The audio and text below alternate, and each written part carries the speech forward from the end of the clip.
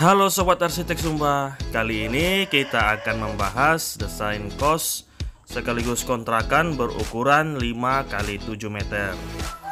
5x7 meter sudah memperoleh 2 kamar tidur, sehingga desain ini sangat lengkap layaknya sebuah rumah.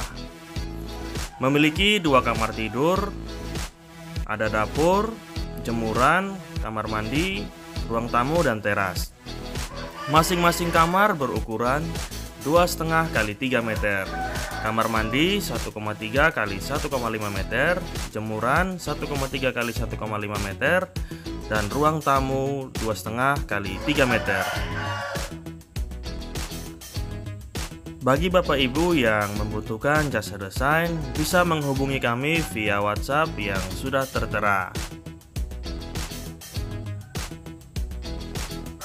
Dan untuk yang membutuhkan rincian biaya materialnya, bisa menghubungi channel Civil Sumba karena nanti akan diupload di channel itu.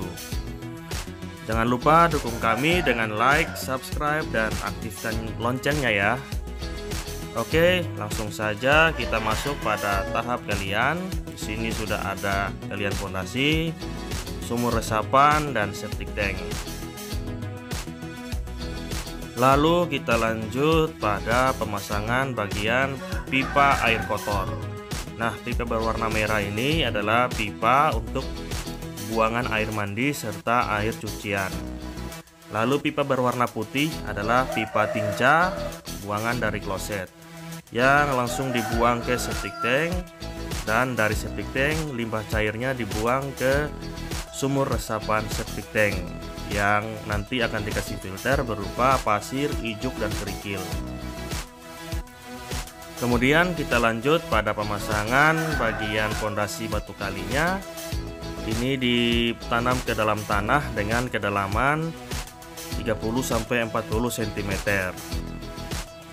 Lalu pada fondasinya sudah terdapat lubang, itu difungsikan untuk menanam tulangan kolom seperti yang sudah ditampilkan ini. Lalu setelah itu kita akan lanjut dengan pemasangan tulangan bagian slope.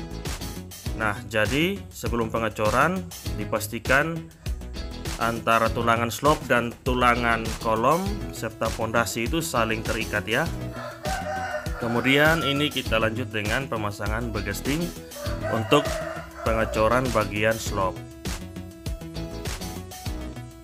Untuk penulangannya sendiri, tulangan utama berwarna merah kita gunakan besi 10 SNI, dan untuk begelnya kita gunakan besi 8 SNI dengan jarak pasang 15-20 cm.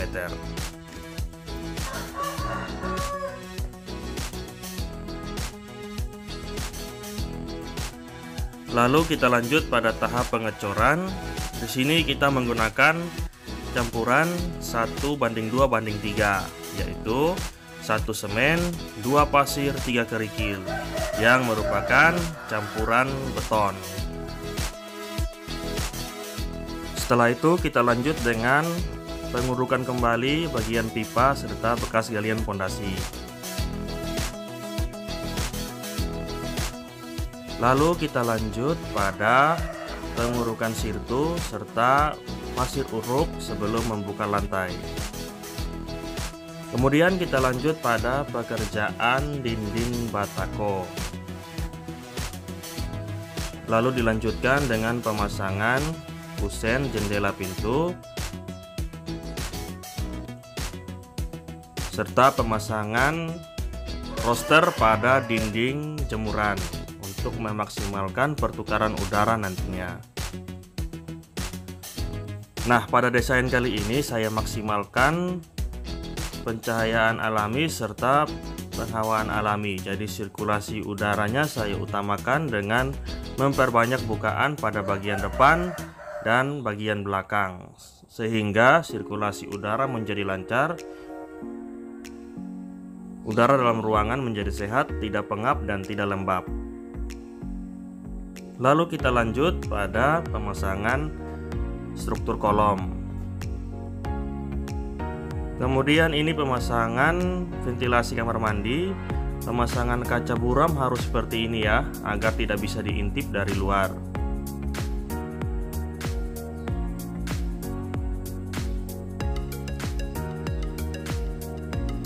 Nah, ini tampilan dari belakang, jadi memang dimaksimalkan udaranya dari bukaan roster itu ya. Kemudian untuk besi tulangan kolom harus dilebihkan seperti ini agar bisa saling mengikat dengan tulangan bagian ring bulb. Jadi tiga struktur ini sangat penting, slop, kolom, dan ring bulb ya, harus saling terhubung karena merupakan struktur utama ya. Lalu untuk atapnya kita gunakan struktur gewel ya, yang nantinya kita padukan dengan struktur kayu. Lalu pembukaan rapat lantai serta keramik. Kita lanjut pada bagian kamar mandi. Di sini menggunakan kloset jongkok ya. Lalu ada ember dan keran serta floor drain untuk pembuangan air mandinya. Dindingnya pun menggunakan keramik ya, agar tidak lembab ke ruangan lain. Lalu ini bagian ruang jemuran. Di sini kita menggunakan jemuran lipat ya, karena keterbatasan ukuran tempatnya yang sempit. Dinding pun kita variasikan dengan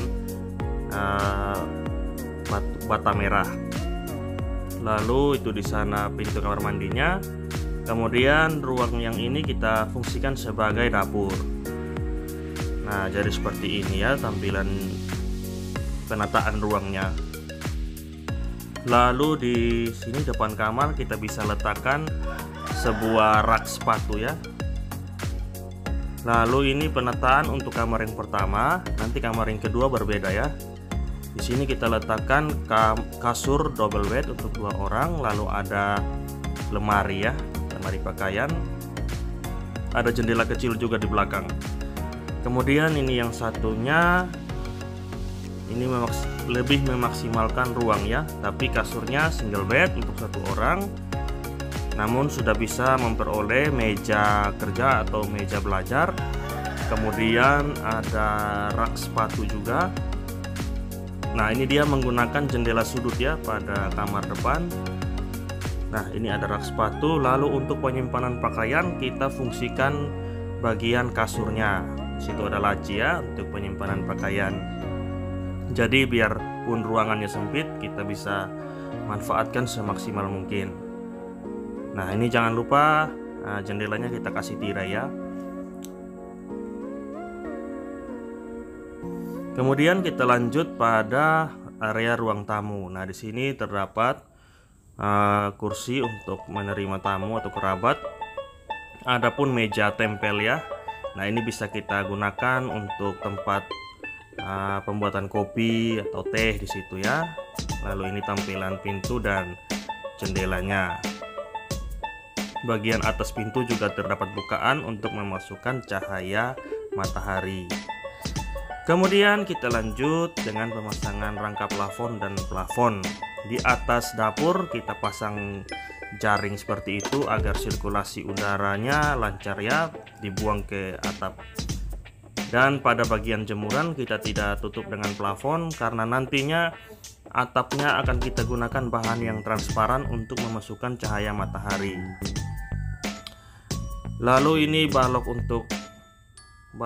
kuda-kudanya kita gunakan kayu 812, sedangkan gordingnya kita gunakan kayu 612. Dilanjutkan dengan pemasangan lisplang dan penutup atap.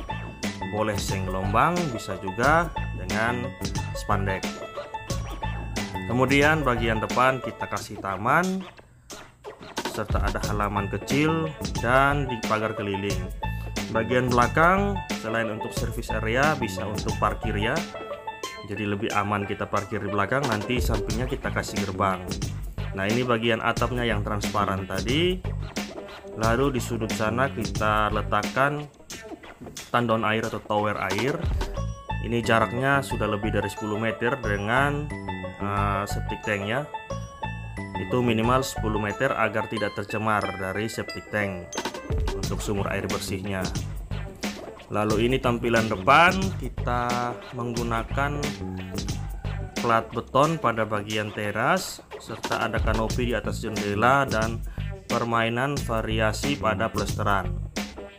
Hal ini untuk mempercantik tampilan dari kos atau kontrakan ini dengan gaya minimalis. Ditambah lagi dengan penampilan dari jendela sudutnya ya. Jadi desain ini saya rasa benar-benar cukup keren. Kemudian bagian teras juga kita letakkan kursi dan meja kecil di situ, bisa untuk bersantai ya. Nah, saya rasa desain ini bukan hanya untuk kos-kosan, kontrakan. Bagi yang ingin punya rumah dengan lahan sempit bisa menggunakan desain ini juga. Nah, ini tampilannya dari depan, samping, belakang ya, seperti ini. Nah, tunggu apa lagi? Ini desainnya sudah sangat istimewa bagi saya ya. Jadi untuk Bapak Ibu yang ingin membangun, silahkan menggunakan desain ini. Terima kasih sudah menonton.